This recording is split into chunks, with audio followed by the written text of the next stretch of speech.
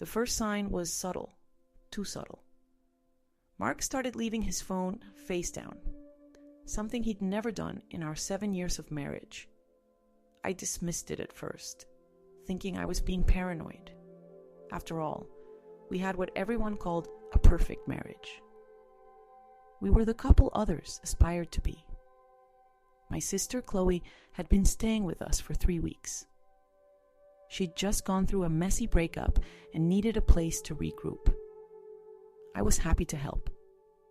Chloe and I had always been close, despite our 4-year age difference. Where I was steady and practical, she was spontaneous and magnetic. People were drawn to her warmth, her laughter that could fill a room. "I'm so lucky to have you both," I'd told them over dinner one night, watching them interact.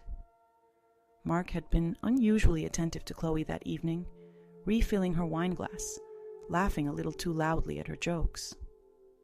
The second sign came when I returned home early from work one Tuesday. I found them in the kitchen, standing too close, their conversation halting abruptly when I entered. They exchanged a look I couldn't decipher. "Everything okay?" I asked, setting my bag on the counter. "Great," Mark said too quickly. "Just catching up." Chloe's smile didn't reach her eyes. "Mark was telling me about that new project at work. Sounds exciting." I nodded, but a knot had formed in my stomach. That night, I lay awake listening to Mark's steady breathing beside me, wondering why I suddenly felt like an intruder in my own home. The third sign was the perfume. I found Chloe's scarf in Mark's car, smelling of her signature floral scent mixed with something else, something masculine, familiar. When I confronted him, he said she must have left it there when he gave her a ride to the mall. "Why didn't you mention giving her a ride?" I asked, trying to keep my voice steady. "It slipped my mind," he said, not meeting my eyes. It was no big deal. But it was a big deal. The lies were accumulating, each one a crack in the foundation of our marriage. The confirmation came on a Thursday evening. I was supposed to be working late, but my meeting had been canceled. I decided to surprise Mark with dinner, stopping at his favorite restaurant to pick up takeout.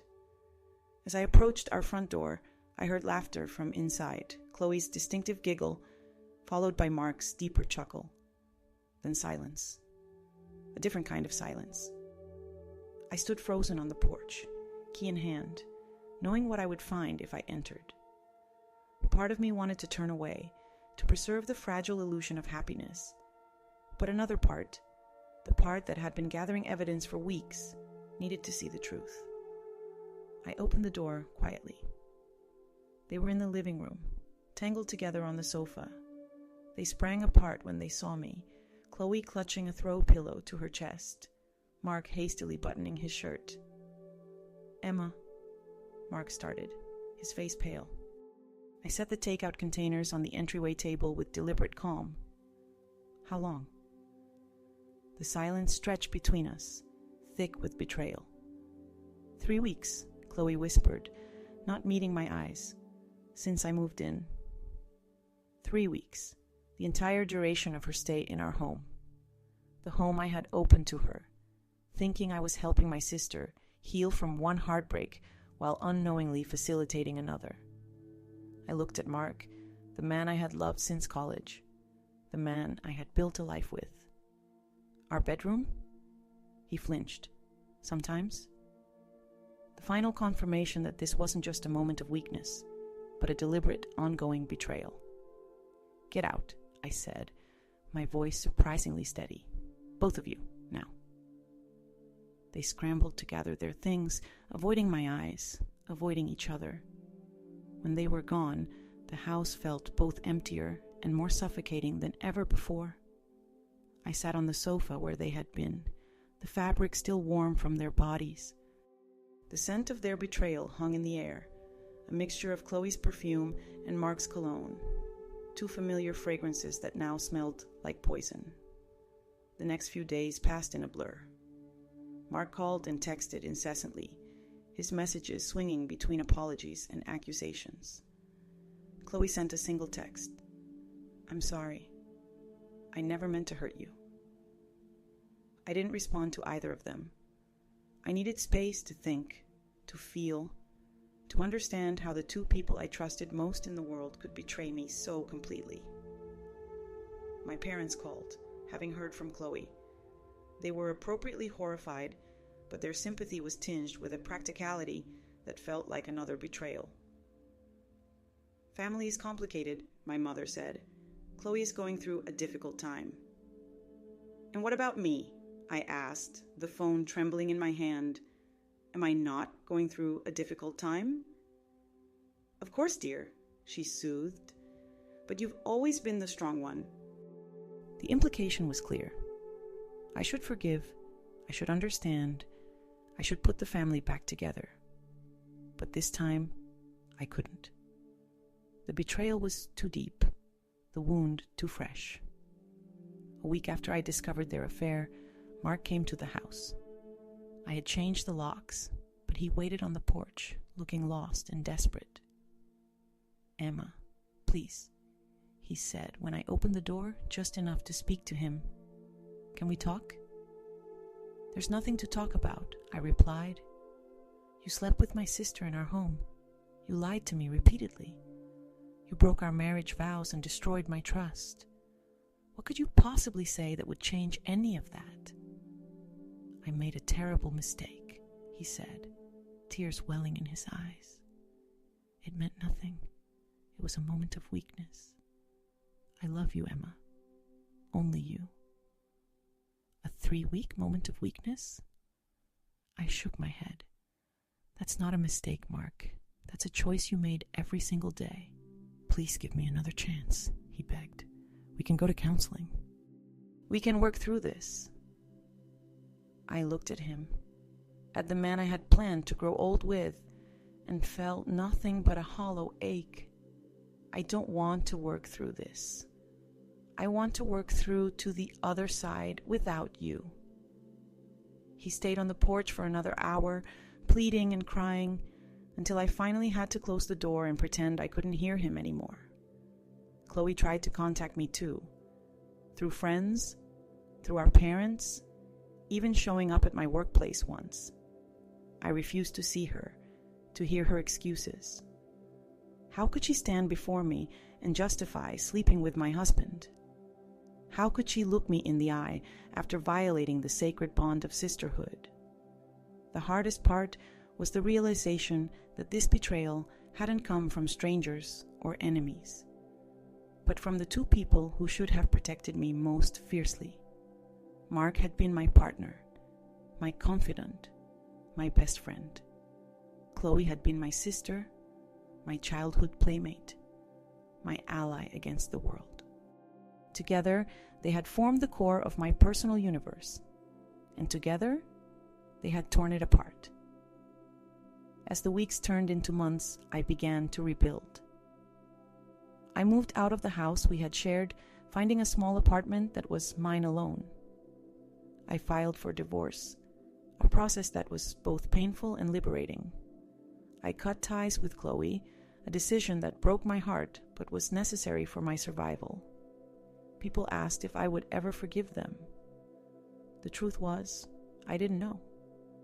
Forgiveness seemed like a distant country I might never visit. Right now, I was focused on healing, on learning to trust myself again, on rebuilding a life that had been shattered by the two people I loved most. Sometimes, in the quiet of my new apartment, I would catch myself missing them, missing Mark's familiar presence, missing Chloe's infectious laugh. Then I would remember the betrayal, the lies, the way they had looked at each other when they thought I wasn't watching, and the pain would return, sharp and fresh. But with each passing day, the pain became a little less overwhelming, a little more manageable. I started dating again, cautiously, with no expectations. I reconnected with friends who had stood by me. I pursued hobbies I had neglected during my marriage. One evening, as I stood on my balcony watching the sunset, I realized something important. I had survived the worst kind of betrayal. I had lost my husband and my sister in one devastating blow, but I hadn't lost myself. I was still here, still standing, still capable of love and trust and hope. The mirror of truth had shown me the ugliest side of the people I loved most, but in that same reflection, I had discovered something else, my own resilience, my own strength, my own capacity to begin again. And that, I decided, was where my story would continue. Not with bitterness or revenge, but with the quiet determination to build a new life. One where trust was earned, love was respected, and sisterhood, true sisterhood, was never taken for granted again. Here is an expanded, deeply immersive continuation of Emma's story, delving into the raw aftermath, the complexities of betrayal, and the arduous path toward reclaiming herself. This adds significant emotional depth, character development, and pivotal moments to her journey. The silence in the apartment was a living thing. After Mark finally left the porch that night, it wrapped around Emma like a shroud, thick and suffocating. The familiar creaks of the house they'd built together now sounded like accusations. Every room held a ghost, Mark's laughter echoing in the kitchen, Chloe's perfume clinging to the guest room sheets, the memory of their intertwined forms on the living room sofa. She couldn't breathe. She packed a single bag, essentials, nothing that held memory, and walked out, leaving the keys on the counter. She didn't look back. She found refuge in a sterile, furnished month-to-month rental across town. Its anonymity was a balm. No pictures on the walls, no shared history in the drawers, just the echo of her own footsteps. The first week was a haze of shock and physical pain. Her chest ached constantly, a hollow drumbeat of betrayal. She barely ate, surviving on cups of tea and the sheer force of will not to dissolve completely. Sleep was elusive. When it came, it brought nightmares. Finding them again, their faces twisted in mockery, or worse, indifference. The divorce papers arrived, cold and formal. Mark had initiated them, citing irreconcilable differences. The irony was bitter. He was the one who had created the differences, the chasm now between them. His lawyer's letters were relentless, pleading for mediation, for a civilized discussion about assets. Emma hired her own lawyer, a sharp, no-nonsense woman named Sarah, who didn't flinch when Emma outlined the sordid details. Sarah became an anchor, her pragmatism a shield against the emotional onslaught. Focus on the practicalities, Emma, Sarah advised during their first meeting. The house, the accounts, the retirement funds. Let me handle the ugliness. You focus on surviving. It was sound advice, but surviving felt like wading through molasses. Then came the family fallout. Her mother called, voice trembling with forced calm. Emma, darling, Chloe is distraught. She made a terrible mistake, but she's your sister. Family has to stick together. Emma's grip on the phone tightened. She slept with my husband, Mom, in my bed, for weeks. Where was the family sticking together then? Where was my protection? Mark was confused, vulnerable. Her mother started, the old excuse already forming. Vulnerable? Emma's voice rose, brittle with anger. He was married. To me. Chloe was my guest, my sister. Their vulnerability doesn't excuse destroying my life. The conversation ended with her mother sighing, "Well, I just hope you can find it in your heart to forgive eventually. Holding on to this anger isn't healthy." The implication was clear. Emma's pain was an inconvenience, a disruption to the family's carefully constructed harmony. Her father was worse. He took Mark out for a man-to-man talk. Later, he called Emma. "Mark's deeply sorry, Emma. He knows he screwed up royally, but he's a good man. He just Lost his way. Chloe? Well, you know how she is. Impulsive. She didn't mean to hurt you. Didn't mean to hurt me? Emma laughed, a harsh, broken sound. Dad, you don't accidentally have a 3-week affair with your wife's sister in her own home. It takes deliberate, repeated choices.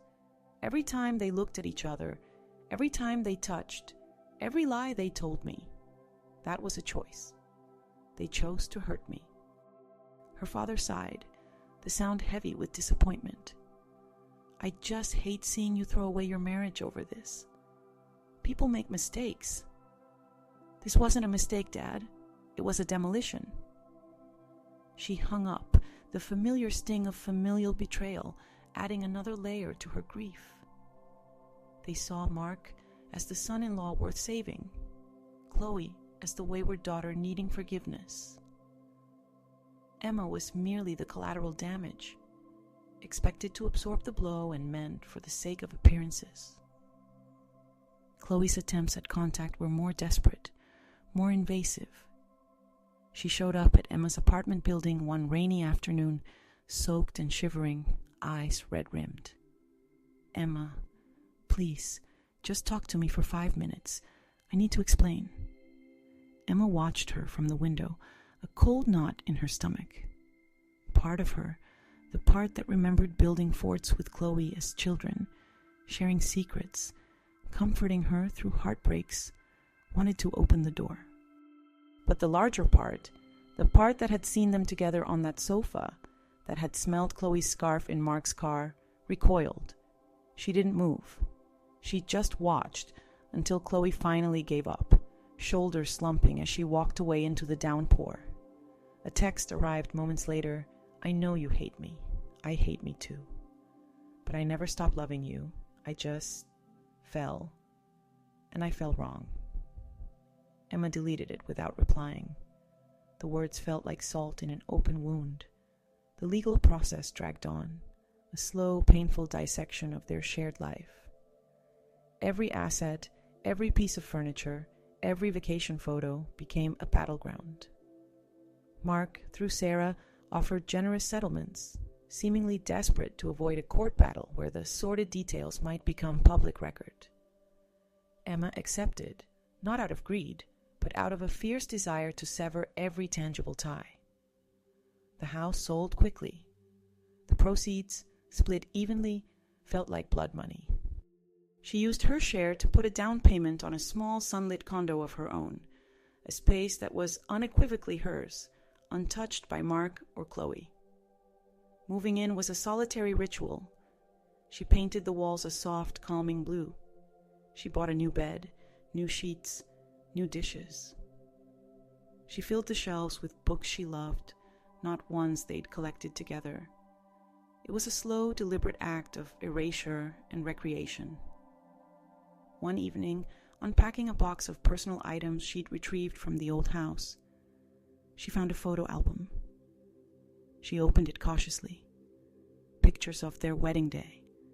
Mark looking at her with such adoration, it made her chest ache now. Pictures of family vacations, Christmases, birthdays. And there, smiling beside her in countless photos, Chloe. Her arms slung around Emma's shoulders, her head resting on Emma's shoulder, their laughter captured mid-giggle. The trust in those eyes, the easy affection, felt like a cruel joke. She slammed the album shut and shoved it deep into a closet unopened. Some memories were too toxic to revisit. Work became her sanctuary. She threw herself into projects, staying late, volunteering for extra assignments. Her boss noticed her renewed focus and quiet intensity.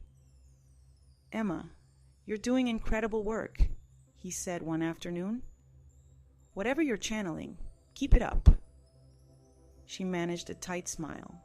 She was channeling rage, grief, and a desperate need to prove her worth outside the wreckage of her marriage. 6 months after D-Day, the day she discovered them, Emma ran into Mark at the grocery store. He looked thinner, older, the confident swagger replaced by a hunched weariness. His eyes lit up with painful hope when he saw her. "Emma," he breathed, stepping into her path. "You look, well, Mark." Her voice was neutral, distant. "Can we talk, please? Just for a minute? I miss you every day. I think about you constantly." His voice was thick with unshed tears. "I know I destroyed everything, and I hate myself for it. But I still love you. I never stopped loving you." Emma studied him. The man she'd loved, the man who had shattered her world. She felt a flicker of something, not love, not even anger, but a profound, weary sadness. "Mark, loving me wasn't enough to stop you from sleeping with my sister. It wasn't enough to make you honest. It wasn't enough to respect our vows. What good is your love now?" He flinched as if she'd struck him. "It's all I have left to offer." "It's not enough," she said softly but with finality. "It was never enough to protect me. I need more than love, Mark. I need trust. I need respect. I need fidelity. You took those things. You can't just offer love now and expect it to fix everything." She stepped around him, pushing her cart towards the checkout. "Goodbye, Mark." He didn't follow. She felt his eyes on her back until she turned the corner, a mixture of relief and a strange, hollow ache settling over her. It wasn't closure, but it was a boundary firmly drawn. Around the 8-month mark, a colleague asked her out for coffee. Ben was kind, funny, recently divorced himself. He knew nothing of her story, which was a relief. Their conversation was easy, light. He made her laugh, a genuine laugh that felt rusty but real. He asked her out to dinner. She hesitated. The idea of dating felt like stepping onto a frozen lake, unsure if the ice would hold. But part of her, a small, tentative part, wanted to feel something other than pain. She said yes. The dinner was pleasant. Ben was attentive, interesting. He didn't push, didn't pry. When he walked her to her car, he leaned in, not for a kiss, but just closer. "I had a really nice time, Emma," he said, his voice warm. "I'd like to do it again, if you're open to it." She smiled, a real smile this time. "I'd like that, Ben." As she drove home, a wave of anxiety hit.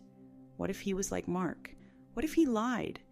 What if she couldn't trust her own judgment again? The fear was palpable, a cold sweat breaking out on her skin. She pulled over, breathing deeply, reminding herself, "This is not Mark. This is not Chloe. This is now. You are allowed to try." It was a mantra she repeated often. The 1-year anniversary of D-Day arrived like a storm cloud. Emma took the day off work. She didn't plan anything, just let herself feel. The grief was still there, a deep well, but it wasn't all-consuming anymore. Anger flared when she thought of her parents' dismissiveness, of Chloe's selfishness, of Mark's profound betrayal. But beneath it, she felt something else. Strength. She had survived the unimaginable. She had rebuilt her life, brick by painful brick. She had a home she loved, a job she excelled at, friends who had stood by her. She'd reconnected with a few who had wisely kept their distance during the marriage, sensing something was off, and the fragile beginnings of a new connection. She spent the afternoon walking by the lake, the cool breeze whipping her hair. She thought about the woman she was a year ago, trusting, perhaps naive, deeply in love, anchored by her marriage and her sister. She thought about the woman she was now, wary, yes, but also fiercely independent, self-reliant, and possessing a hard-won wisdom about human fragility and the dark places love could go. The loss was immense, a permanent scar on her heart, but she hadn't been destroyed. She was still standing. That evening, she sat on her balcony with a glass of wine, watching the city lights twinkle to life. Her phone buzzed. It was a text from Ben. Thinking of you. Hope your day was okay. She smiled, typing back. It was a day. Made it through. How was yours?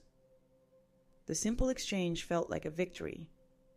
She thought of Mark and Chloe. She didn't know where they were, if they were still together. Rumor through a mutual acquaintance suggested they hadn't lasted. The guilt and toxicity too much, if they regretted their choices. She realized, with a sense of profound release, that she didn't care. Their story was no longer hers to carry. Her forgiveness, if it ever came, would be for herself, for holding on to the pain for so long, for doubting her own worth. Forgiving them felt irrelevant, a distant shore she might never visit, and that was okay. The betrayal had shattered her world, yes. But in the rubble, she had found herself. Not the Emma who existed in the reflection of Mark's love or Chloe's companionship, but the Emma who stood alone, whole and resilient, capable of building something new on her own terms. The mirror of truth had shown her the worst, but it had also revealed her own unbreakable core. The story wasn't over. It was just entering a new, quieter chapter written by her, for her, alone. And for the first time in a very long time, that felt like enough. Here is a profound continuation of Emma's journey, delving deeper into the intricate layers of healing, the lingering shadows of betrayal, and the quiet, resilient rebuilding of self. This expansion explores the psychological aftermath, the complexities of forgiveness, and the unexpected paths toward wholeness. The second year after D-Day dawned not with a bang, but with a persistent low hum of unease that Emma had learned to live with, like tinnitus after a loud explosion. The surface of her life had smoothed. Her condo was a sanctuary, painted in calming hues and filled with objects chosen solely for her own pleasure. Her career thrived. The intensity she channeled into work had earned her a promotion. Ben was a steady, gentle presence in her life, their relationship unfolding slowly, respectfully, built on shared coffee dates, walks in the park, and conversations that felt safe, measured. He knew the broad strokes, the divorce, the sister, but respected the boundaries she firmly placed around the raw details. He never pushed, never demanded more than she was ready to give. This patience was both a balm and a quiet reproach, highlighting the frantic urgency that had marked her past relationship. Yet, beneath this carefully constructed calm, the trauma festered like an untreated wound. It manifested in subtle, insidious ways. She developed a hypervigilance that was exhausting. A missed call from an unknown number sent her heart hammering against her ribs. A woman laughing too loudly in a restaurant could trigger a cold sweat, the sound momentarily morphing into Chloe's distinctive giggle. She found herself scanning crowds, a primal fear flaring that she might turn a corner and see them together, a living tableau of her worst nightmare. Sleep remained elusive, punctuated by dreams where the betrayal replayed in agonizing slow motion, or worse, dreams where she forgave them, only to wake with the sour taste of self-betrayal in her mouth. Therapy became her lifeline, a weekly excavation of the emotional minefield. Dr. Evans, a woman with kind eyes and an unnerving ability to see through Emma's defenses, became her guide through the labyrinth. The betrayal wasn't just about Mark cheating Emma, Dr. Evans said gently during one session. It was a catastrophic rupture of your fundamental sense of safety. Your husband, your primary attachment figure, and your sister, your earliest ally, colluded in a way that attacked your very understanding of trust and love. That kind of wound doesn't heal with time. It heals with understanding and relearning safety. Emma nodded, tears welling. I feel stupid. How did I not see it? All the signs were there. Because you trusted, Dr. Evans countered. Trust isn't stupidity, Emma. It's the foundation of healthy relationships. They exploited that trust. The fault lies entirely with them, not with your capacity to love. They worked on identifying the triggers, the physical sensations of panic, the tightness in her chest, the shallow breathing, the dissociative feeling of floating above her own body.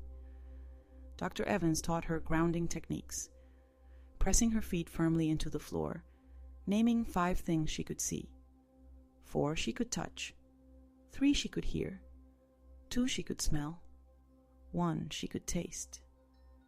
It was simple, yet it anchored her back in the present when the past threatened to pull her under. The anniversary of the divorce being finalized passed quietly. Emma marked it by buying herself a piece of art, a vibrant abstract painting full of chaotic energy that somehow resolved into harmony. It felt symbolic. She hung it opposite the window where the morning sun hit it, filling the room with shifting light. It was a declaration. The chaos was a part of her story, but it wasn't the whole story. Her relationship with her parents remained strained, a landscape of unspoken resentment and performative civility. They invited her for holidays, sent birthday cards with generic messages. She attended occasionally the visits, feeling like walking through a minefield. Her mother would try to steer conversation towards Chloe's latest job or her father's health, carefully avoiding the elephant in the room. Her father would make awkward comments about Mark's new job he'd heard through the grapevine, as if testing the waters. One tense Thanksgiving dinner, her mother broached the subject with her usual lack of subtlety. "Chloe's been seeing someone new, Emma. A nice man from her accounting firm. He seems very stable." She paused, watching Emma's face. She's trying so hard to move forward. Emma set her fork down carefully. "That's good for her, Mom. Truly." She kept her voice neutral, devoid of the bitterness churning inside. Moving forward is important. Her mother looked relieved, then ventured further. "Have you heard from Mark at all? He asked about you recently." The mention of his name was like a physical blow. Emma took a slow breath, grounding herself. "No, and I'd prefer to keep it that way. My life is separate now." She met her mother's gaze, her own steady. "I need you to respect that, Mom. Talking about Chloe's new life or Mark's inquiries, it doesn't help me heal. It just reminds me of the breach." Her mother's lips tightened slightly. "We just want everyone to be happy again, Emma. To put this behind us." "Putting it behind us doesn't mean pretending it didn't happen," Emma said, her voice firmer now. "It means acknowledging the depth of the hurt and allowing space for the consequences. Chloe chose her path. Mark chose his. I'm choosing mine. Mine doesn't include pretending we're one big happy family again. Not yet. Maybe not ever." The silence that followed was heavy. Her father cleared his throat. "Emma's right, Margaret," he said, surprising her. "She needs to do what's right for her. We need to support that, even if we don't fully understand it." It was the first time he'd truly validated her pain without qualification. Emma felt a tiny crack in the wall of resentment around her heart towards him. It wasn't forgiveness, not yet, but it was a start. Ben proved to be an unexpected catalyst for deeper healing. His patience was infinite, but his own quiet strength began to challenge her ingrained hypervigilance. One evening, walking hand in hand through the park, a group of young men laughed loudly nearby. Emma felt the familiar jolt of panic, her hand instinctively tightening on Ben's, her body tensing for flight. Ben stopped walking.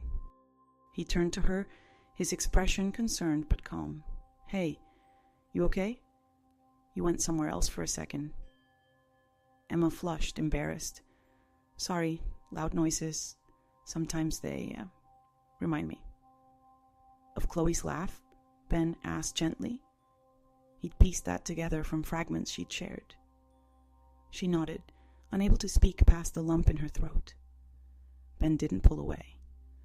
Instead, he stepped closer, wrapping his arms around her, a solid, warm anchor. "It's okay," he murmured into her hair. "You're safe here, with me. Right now, it's just us and the ducks and some noisy guys. Nothing else."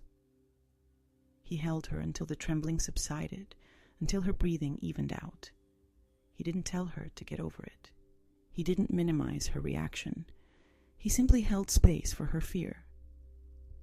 Later, sitting on a bench watching the sunset, he spoke quietly. "Emma, I care about you. A lot. But I need to know. Can you see a future where trust isn't a constant battle? Where you don't have to scan the horizon for the next betrayal?" His voice was filled with concern, not accusation. "I want to be with you, but I need to know it's possible for you to feel truly safe again.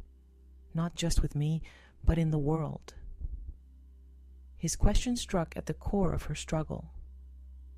Was she destined to be forever guarded, forever waiting for the other shoe to drop? Could she ever fully trust again, not just Ben, but her own judgment? "I don't know, Ben," she answered honestly, tears welling again. "I want to. God, I want to so badly. Some days I feel like I'm making progress. Then something happens, a sound, a memory, and I'm right back there. It's exhausting." He took her hand. "I'm not asking for guarantees, Emma. Life doesn't offer those. I'm asking if you're willing to keep trying, to keep working on it with me, with your therapist, to believe that healing, even if it's slow and messy, is possible." She looked at his kind face, at the sincerity in his eyes. He wasn't Mark, demanding her trust while secretly violating it.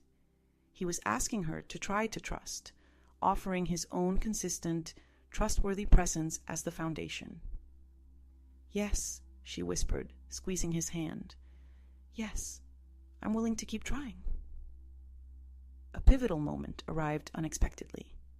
She received a registered letter. It wasn't from Mark's lawyer. It was from Chloe.